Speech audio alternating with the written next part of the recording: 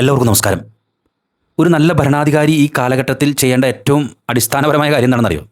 അത് നമ്മുടെ ഇപ്പോഴത്തെ മുഖ്യമന്ത്രി വി ഡി സതീശൻ ചെയ്യുന്നുണ്ട്. എന്താണ് സംഭവം? ആളുകളെ കാണുമ്പോൾ ഒന്ന് ചിരിക്കുക. അല്ലെങ്കിൽ ആളുകളെ കാണുമ്പോൾ നിങ്ങളാണല്ലോ ഞങ്ങളെ തിരഞ്ഞെടുത്തത്, ഞങ്ങൾക്ക് നിങ്ങളോടൊരു കടപ്പാടുണ്ട്, അത് കാണിക്കുക എന്നുള്ളതാണ് ഈ കാലഘട്ടത്തിലെ ഒരു ഭരണാധികാരി ആദ്യം ചെയ്യേണ്ട സംഭവം. അല്ലെങ്കിൽ എന്തുണ്ടാവുന്നറിയോ? അഹങ്കാരം കൊണ്ട് നമ്മളങ്ങോട്ട് പെരുത്ത് വലുതാവും. ഈഗോ ക്ലാഷ് കൊണ്ട് നമ്മളങ്ങോട്ട് വലുതായി ആ ഈഗോ ക്ലാഷിൻ്റെ തണലിൽ നമ്മളിങ്ങനെ ഞെളിഞ്ഞിരിക്കും. നമുക്ക് വല്ല കുടുംബത്തായി വഴിയായിട്ട് കിട്ടിയേക്കണ വല്ല സംഭവമാണോ നമ്മളിരിക്കുന്ന ഈ കസേര? അല്ല. എന്നാൽ ചാലക്കുടിയിലെ ഭരണ പാർട്ടിയിൽ അത്തരത്തിലുള്ള ചില ആളുകളുണ്ട്. അവരുടെ ഈഗോ ക്ലാഷും അവരെന്തോ വലിയ ആളാണെന്നുള്ള ഭാവവും അപ്പനപ്പൂപ്പന്മാരായിട്ട് വഴിക്ക് ഞങ്ങൾക്ക് തായ് വഴിയായിട്ട് കിട്ടിയതാണ് ഈ സ്ഥാനം, അതുകൊണ്ട് ഞങ്ങൾ ഇങ്ങനെ ഞാൻ കെട്ടിയോൾ ഇങ്ങനെ മാറി ഇങ്ങനെ അനുഭവിക്കാനുള്ളതാണ് എന്നുള്ള സംഭവം അതിൻ്റെ അടിസ്ഥാനത്തിൽ ഇങ്ങനെ ഒരു ഗ്രൂപ്പായിട്ട് ഇങ്ങനെ പോകുമായിരുന്നു, വലിയ കുഴപ്പമില്ലാണ്ട്. നാലപ്പൻ ഗ്രൂപ്പ് എന്ന് പറഞ്ഞാൽ ഞാൻ ഒരിക്കൽ പറഞ്ഞിട്ടുണ്ട്, 4 വോട്ടിന് ജയിച്ച ആളും 4 ആളുടെ സപ്പോർട്ടുള്ള ആളും. ഇപ്പോൾ അതിൻ്റെ കൂടെ 2 പേരും കൂടി കഴിഞ്ഞപ്പോൾ നാലപ്പൻ ഗ്രൂപ്പ് ആറപ്പൻ ഗ്രൂപ്പായി. എന്തു തന്നെയായിരുന്നാലും ഇവരുടെ ചിന്താഗതി എന്ന് പറഞ്ഞു കഴിഞ്ഞിട്ടുണ്ടെങ്കിൽ ഒരു ഭരണാധികാരി എന്ന് പറയുന്നത് ഞാൻ പറഞ്ഞല്ലോ, ഈ ഈഗോ ക്ലാഷ് വിട്ടുപിടിക്കണം. രണ്ടാമത് പരമാവധി നുണ പറയാണ്ടിരിക്കുക. ഞങ്ങളെന്തോ വലിയ എഴുത്തുകാരാണ്, ഞങ്ങളെന്തോ വലിയ സംതിങ് ഇങ്ങനെ കാലത്തൊട്ട് വൈകുന്നേരം എഴുതി പത്രക്കാർക്ക് കൊടുക്കുകയും അത് ചെയ്യാനായിട്ട് ഞങ്ങൾക്ക് വലിയ കഴിവുണ്ടെന്ന് വിചാരിച്ചുകൊണ്ട് നടക്കുന്ന കുറേ ആൾക്കാരുണ്ട്. അങ്ങനെ വരുമ്പോൾ ചില ആളുകൾ അതിന് മൂക്കുകയറിടാൻ വേണ്ടി വരും. അങ്ങനെ മൂക്കുകയറിട്ടിരിക്കുകയാണ് അവർക്ക്. 6-നെതിരെ 16 പേർ സംഘടിച്ചിരിക്കുന്നു. 6-നെതിരെ 16 പേർ സംഘടിച്ചിരിക്കുന്നു. നാലപ്പൻ ഗ്രൂപ്പ് കത്രിക പൂട്ടി നിൽക്കുകയാണ്. മനസ്സിലായിട്ടോ എന്താണ് സംഭവം? സംഭവം തന്നെ കൂട്ടുത്തരവാദിത്തം നഷ്ടപ്പെട്ടിരിക്കുന്ന സ്ഥിതിവിശേഷം. ഏകാധിപത്യ മനോഭാവത്തോടു കൂടി ഒരു ഭരണാധികാരി ഇങ്ങനെ പോയിക്കൊണ്ടിരിക്കുകയാണ് ചാലക്കുടിയിൽ. അവരെ അങ്ങനെ ഇങ്ങനെ ഒന്നും പറഞ്ഞ് നിങ്ങൾ കാര്യങ്ങൾ ഇടപെടാൻ നോക്കണ്ട. ഞാൻ പറയും, ഉദ്യോഗസ്ഥന്മാർ ഞാൻ പറയുന്നതിനപ്പുറം നിങ്ങൾ വേറെ ആരും പറയുന്നൊന്നും കേൾക്കണ്ട. പിന്നെ മുഖ്യ ഭരണാധികാരിയെ സഹായിക്കാൻ വേണ്ടി ഉപഭരണാധികാരിയെ തിരഞ്ഞെടുത്തിട്ടുണ്ട്. അയാൾക്ക് വെറും ഒരു റബ്ബർ സ്റ്റാമ്പ് ഇരിക്കട്ടെ. എങ്ങനെ സ്കൂളിലെ പരിപാടിക്ക് വരെയാണ് ഇപ്പോൾ ആളുടെ പേര് വെട്ടിക്കളയുന്നത്. സ്കൂളിലെ പരിപാടിക്ക് വിളിച്ചു പറയും, ഹലോ ചേട്ടാ ഞങ്ങളുടെ പരിപാടിയാണ്, പക്ഷേ നോട്ടീസിൽ ആളുടെ പേരുണ്ടാവില്ല. ധനകാര്യ കമ്മിറ്റി ഉൾപ്പെടെയുള്ള സംഭവങ്ങൾ വിളിച്ചു കഴിഞ്ഞിട്ടുണ്ടെങ്കിൽ അതിൽ പേരുണ്ടാവും, ഒപ്പില്ല. എന്നിട്ട് ഓരോ തീരുമാനങ്ങൾ പറയാം. അപ്പോൾ ഇതെന്താ സംഭവം, എനിക്കിവിടെ എന്ത് വില എന്നൊക്കെ രീതിയിലായി. പിന്നെ മറ്റു കുറേ ജനപ്രതിനിധികളുണ്ട്, അവർക്ക് അസ്വസ്ഥ. കാരണം അവരെ പോലും കാണുമ്പോൾ മൈൻഡ് ചെയ്യുന്നില്ല. ഏതാണ്ട് എൻ്റെ അപ്പനപ്പന്മാർ വഴിയായിട്ട് എനിക്ക് കിട്ടിയേക്കണ സ്ഥാനമാണ്. ഞാനിങ്ങനെ ഇങ്ങനെ എനിക്ക് മാത്രം ഞാൻ 2 കൊല്ലം 5 കൊല്ലം വരെ ഇരിക്കും.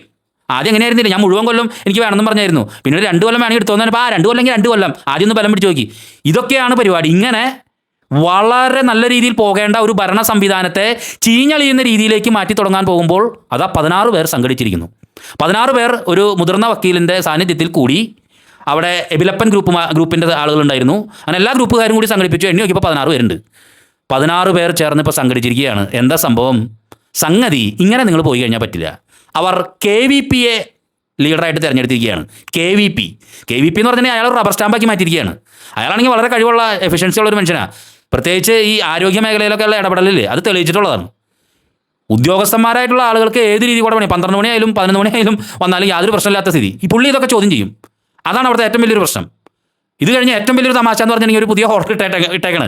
അതായത് ഉദ്യോഗസ്ഥന്മാരുടെ ഭരണസമയം കാലത്ത് 10 മണി മുതൽ വൈകുന്നേരം 5 മണി വരെയാണ്. ഇതറിയാത്ത ആൾക്കാരാണോ ഇവിടെ ഇരിക്കണവർ? വെറുതെ ഇങ്ങനെ ഓരോ ഓർഡറുകളും ഓരോ സംഭവങ്ങളും പിന്നെ എഴുത്തുകളും വന്ന് ഭരണത്തിൽ കഴിഞ്ഞ ഉടനെ തന്നെ ഈ ഭരണാധികാരി പറഞ്ഞ് ചാലക്കുടിയിലെ ഗതാഗതക്കുരുക്ക് പരിഹരിക്കുന്നു പറഞ്ഞ്.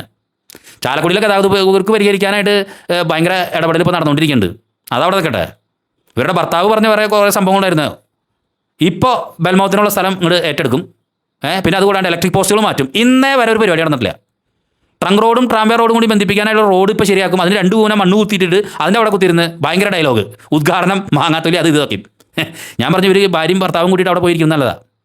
അപ്പോൾ ഇതാണ് വികസനത്തിൻ്റെ കാര്യത്തിൽ നടക്കുന്നത്. ഇനി ഗതാഗതക്കുരുക്ക് എന്ന് പറയുന്നത് അടിപ്പാതയിൽ മാത്രം നടക്കുന്ന സംഭവമല്ല. ഗതാഗതക്കുരുക്ക് എന്ന് പറയുന്നത് ചാലക്കുടിയിൽ നിരവധി ബസ് സ്റ്റോപ്പുകളുടെ ക്രമീകരണം നടത്തേണ്ടതുണ്ട്. എന്താണ് സംഭവം ക്രമീകരണം?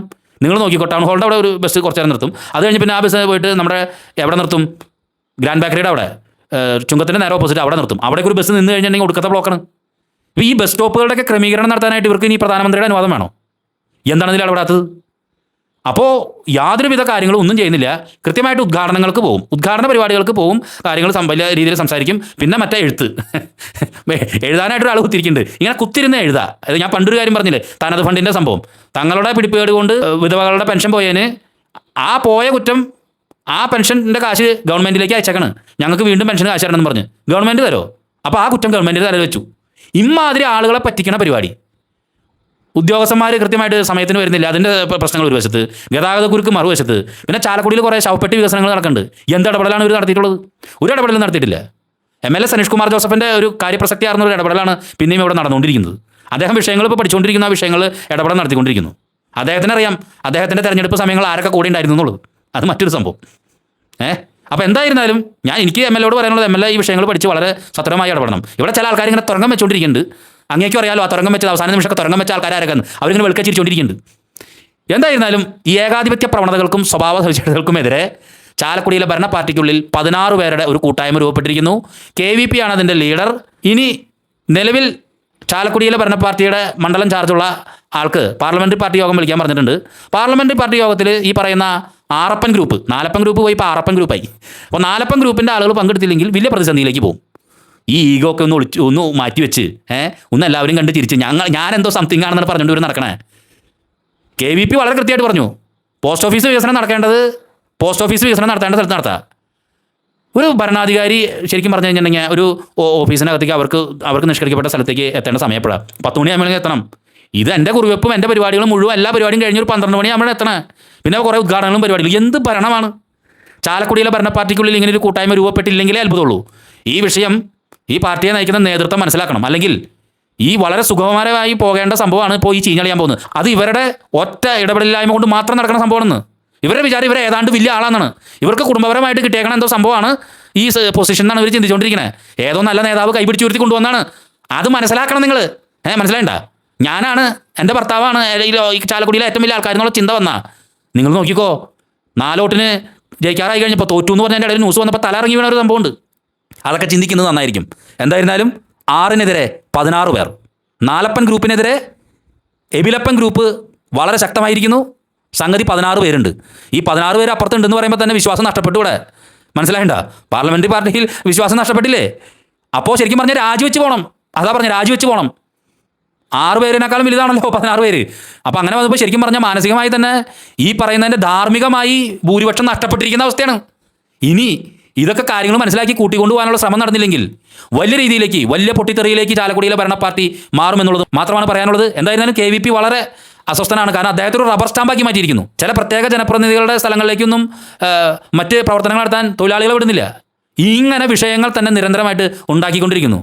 ചാലക്കുടിയിലെ മറ്റ് കാര്യങ്ങളെ പറയേണ്ടതുണ്ടോ? നിങ്ങളൊന്നും വീക്ഷിച്ച് നോക്കിയാൽ മതി. വാർത്തകൾ ഒരുപാട് വരുന്നുണ്ട്. സ്വയം ചെയ്യേണ്ട ചില സംഭവങ്ങൾ അതിപ്പോഴും ചെയ്യേണ്ട ആളുകളെ പറ്റിച്ചുകൊണ്ടിരിക്കുന്ന ഒരു സംഭവം, ഒരു നാലപ്പൻ ഗ്രൂപ്പ്, അതിപ്പോൾ ആറപ്പൻ ഗ്രൂപ്പായിട്ടുണ്ട്. അത് മാത്രമാണ് പറയാനുള്ളത്. 6-നെതിരെ 16 പേർ. നന്ദി, നമസ്കാരം.